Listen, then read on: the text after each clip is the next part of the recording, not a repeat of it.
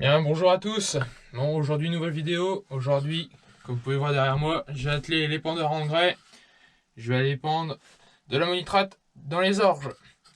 Bon, avant de commencer donc cette vidéo, je tenais à vous remercier énormément parce qu'aujourd'hui sur la chaîne, j'ai dépassé les 1000 abonnés. Bon, je suis à 1100 abonnés.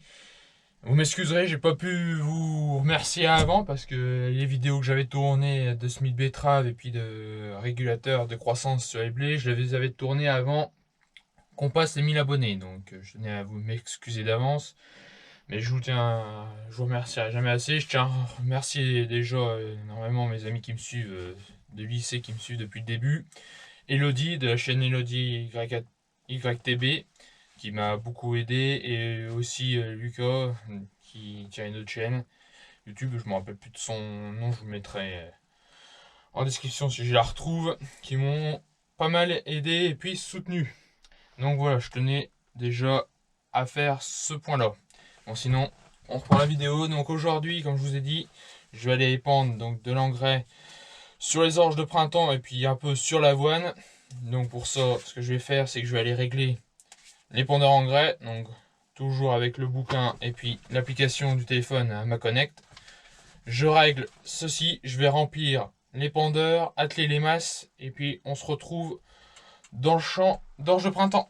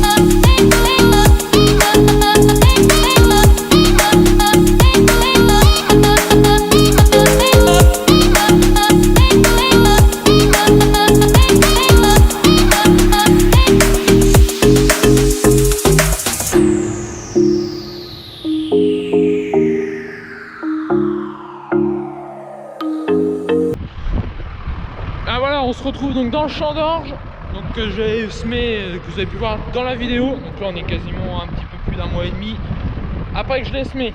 Bon, j'espère que vous allez m'entendre parce qu'il y a un petit peu de vent et bon, normalement ça devrait le faire. Je me suis mis à contre-vent. Bon, sinon l'orge, eh ben, elle est pas vilaine comme vous pouvez le voir. Donc ici elle est en plein talage encore, vous voyez. Les deux feuilles qui commencent à repousser, elle commence à refaire d'autres tales.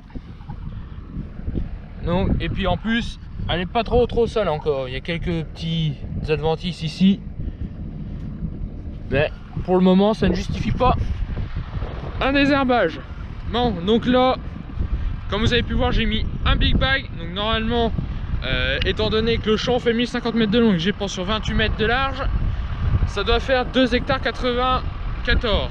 Et étant donné que je suis réglé pour 200 kg hectare, et normalement à la fin il devrait m'en rester une brouette, pas grand chose quoi. Donc là j'ai réglé mes ouvertures de trappe. Maintenant ce qu'on va faire, on va monter dans le tracteur au chaud parce que le vent il est pas si chaud que ça. Je vais ouvrir les deux manettes. Bon, comme vous pouvez le voir devant vous, le semoir a eu un petit dysfonctionnement. Mes jalonnages de pulvérisation et puis d'épandeur engrais ne se sont pas fermés. Bon, à mon avis, il y a eu de la poussière qui a dû se colmater dans les fermetures et ça n'a pas dû fonctionner correctement. Bon, des fois il y a un rang pas semé, des fois ils sont tous complets, mais bon, c'est pas bien grave, de toute façon c'est fait, c'est fait. je les avais retracés un coup quand j'étais tracé mes passages de PV dans les champs de betteraves. Et on les voit encore. Et puis c'est pas bien compliqué à trouver, sachant que bien souvent, maintenant je sais que en 28 mètres, c'est le bord de l'incurvé du rétroviseur qui fait la marque. Donc une fois que je sais à peu près ça, on roule jeunesse. Voilà, maintenant on va se mettre en régime prise de force. On va accélérer jusqu'à 540 tours. Et ensuite, j'ai pensé et puis je vous retrouve juste après.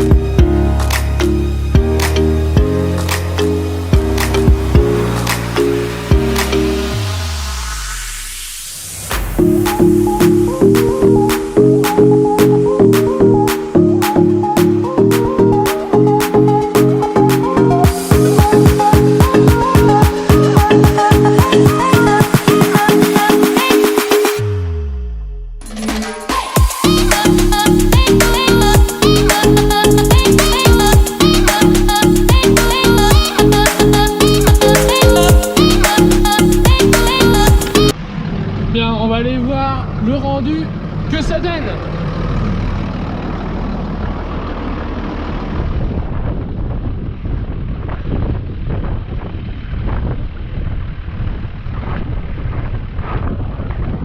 Bon.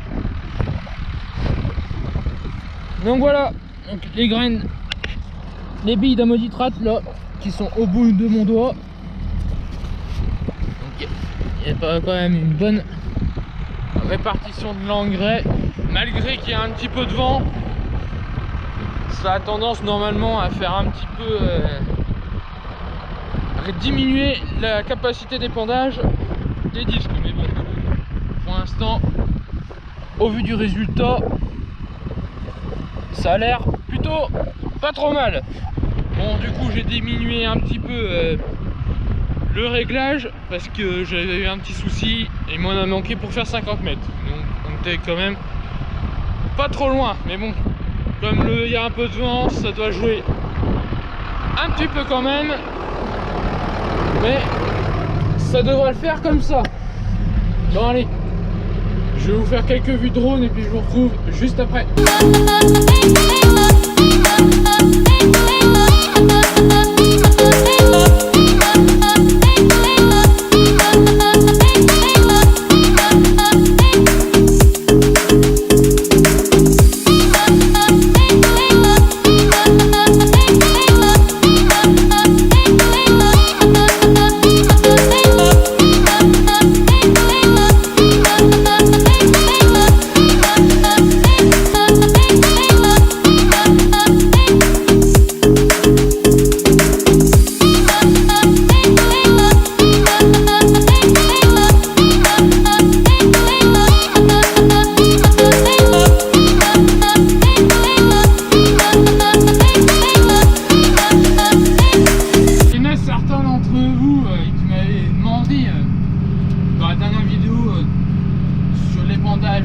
De chlorure de potassium, pourquoi que sur l'épandeur à engrais je restais toujours d'un côté un disque en 14 mètres et de l'autre un 28 mètres.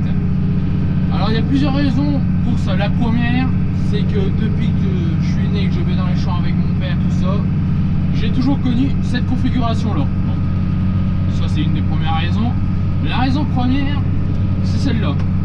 Parce que quand je commence à faire donc mon tour de champ, donc c'est-à-dire la limite, donc là ici contre mon cousin, donc le colza, les fourrières ou alors les towers, les chattes, les bouts de champ comme on les appelle chez nous, ça s'appelle les fourrières.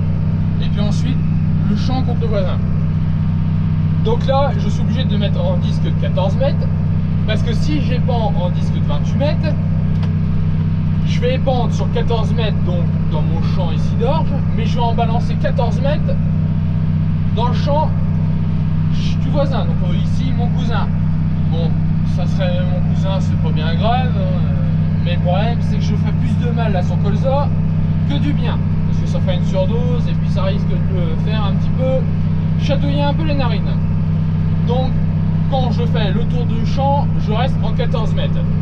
Alors après, je pourrais effectivement repasser en 28 mètres. Mais le problème, c'est que bon là, j'ai que 3 champs, donc ça vaut pas le coup.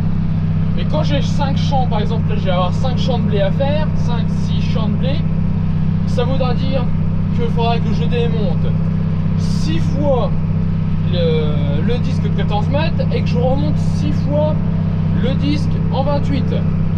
Alors évidemment, c'est pas des raccords push-pull comme sur les éparpilleurs, pour ceux qui connaissent les 2388, où c'est qu'on le clipse en l'enfonçant.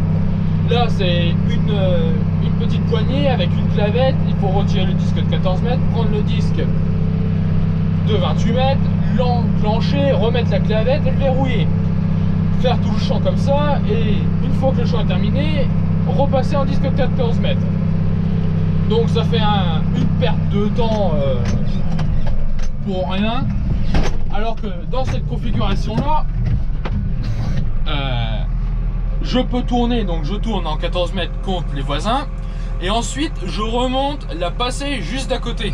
Donc là par exemple je viens de descendre ici, comme vous avez pu voir sur la vidéo de drone, je suis monté contre mon cousin, donc je suis monté 14 mètres contre mon cousin pour faire vraiment la bordure nette et 28 mètres dans le champ.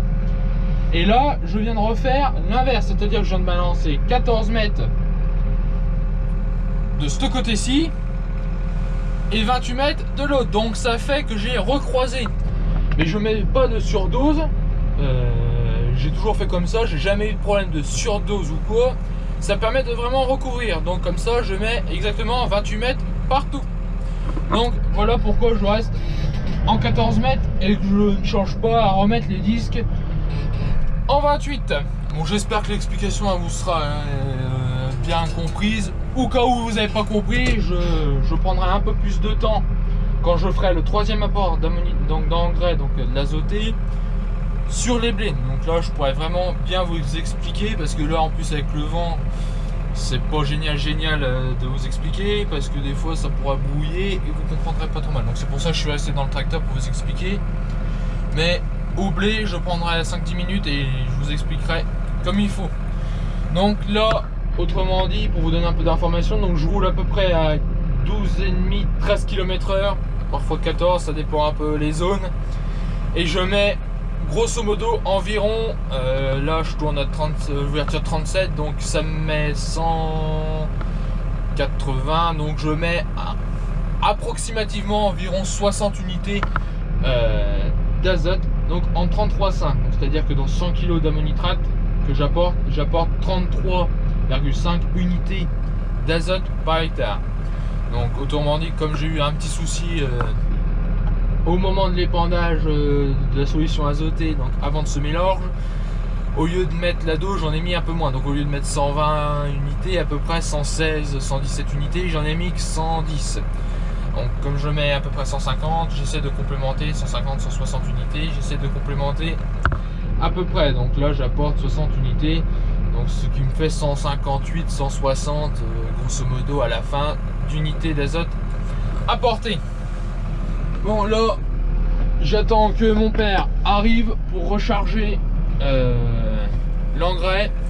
On le voit, il est là-bas au bout de mon doigt sur le chemin, comme vous pouvez le voir ici. Il m'apporte 2 big bags et ensuite je refais l'autre champ et je vous retrouve juste après.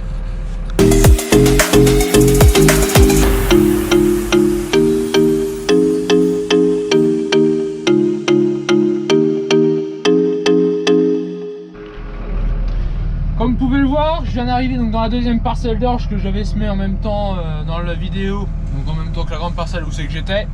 Donc la petite parcelle d'1,5 hectare. Alors là, la petite subtilité, c'est que comme vous pouvez voir, elle est pas bien large. Même au pluvé, il faut que je ferme des... Bah là maintenant j'ai plus besoin de fermer des buses, mais il faut que je ferme des tronçons. Donc là, pour ça, du coup, je vais pas m'embêter, je vais pendre en 2 fois. Donc je vais juste ouvrir la première vanne ici, donc qui correspond à mon disque d'épandage en 14 mètres. Et ce que je vais faire, c'est que je vais pendre en 14 mètres, donc contre le chamblé ici, donc à mon cousin. Pareil, je vais faire toute la longueur du champ jusqu'à l'autre bout, un peu avant le coin du bois qui se trouve jusqu'à là-bas. Arrivé au bout, je vais couper, je referai demi-tour pour répandre 14 mètres de ce côté-là. Et ensuite, j'irai faire la petite bricole de 80 arts d'avoine que j'ai dans le pays. Bon, ça je vous filmerai pas parce qu'il y en a pour 30 secondes et je ne sais pas si j'aurai assez d'engrais. Donc voilà, bon, j'espère que cette vidéo vous aura plu. N'hésitez pas à vous abonner, à activer la cloche pour suivre les prochaines vidéos qui sortiront. Normalement, ça sera vidéo de Smith Chambre que je vais faire pas longtemps après quand je tourne la vidéo là d'épandage d'engrais. Normalement fin de semaine, début de semaine prochaine, suivant les conditions climatiques. Et puis moi je vous dis donc à la prochaine. Allez, salut!